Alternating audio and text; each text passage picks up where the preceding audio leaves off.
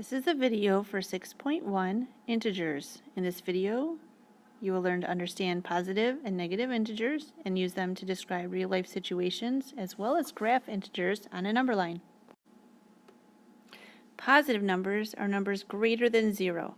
They can be written with or without a positive sign. Many times you'll just see them without a positive sign. Negative numbers are less than 0. They are written with a negative sign, always. You will always see them with a negative sign.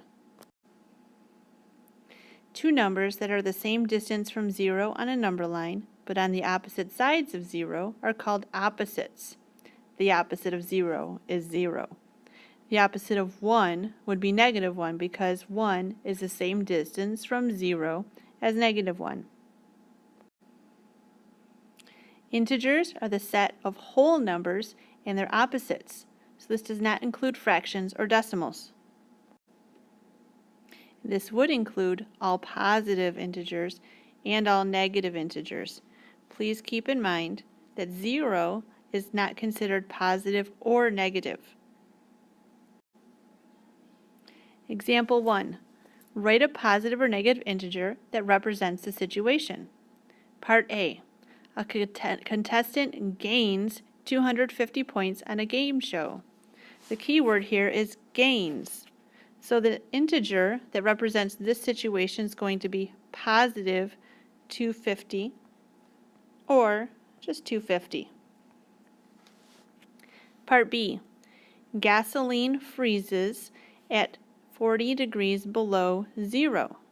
The key word here will be below 0. That means it's going to be a negative integer, and we write it as negative 40. Graph each integer and its opposite. This is example 2. So first we have 3. So we're going to draw a number line. Put 0 in the middle. To the left, I'm going to put negative 1, then negative 2, then negative 3. And then to the right, I'm going to put my positive integers. And now I'm just going to graph 3. So I find 3 on the number line and put a dot. Part B, I'm going to do the same thing for negative 2. So first I'm going to draw a number line, making sure to put arrows on each end because that means it continues on forever, as all number lines do. Write out the numbers to the left of the 0, numbers to the right of the 0, and now I'm going to find negative 2, which is 2 away to the left of 0. And it's right there. Example 3. You deliver flowers to an office building. You enter at ground level and you go down 2 floors to make the first delivery. Then you go up 7 floors to make the second delivery. Write an integer that represents each position. Okay, so we enter at ground level. That's going to be a 0. That's ground level. You go down 2 floors to make the first delivery.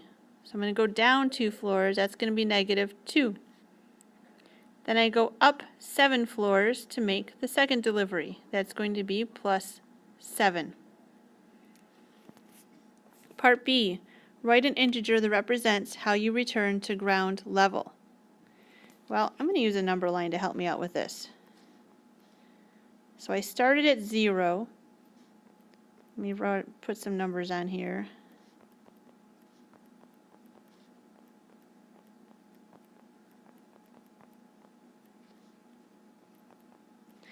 And then I went down 2 floors. Boom, boom. And then I went up 7 floors.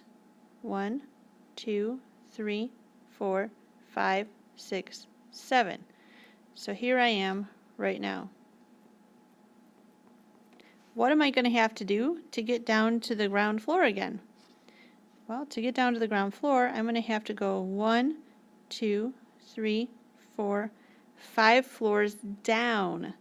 That is a negative 5 as far as integers go.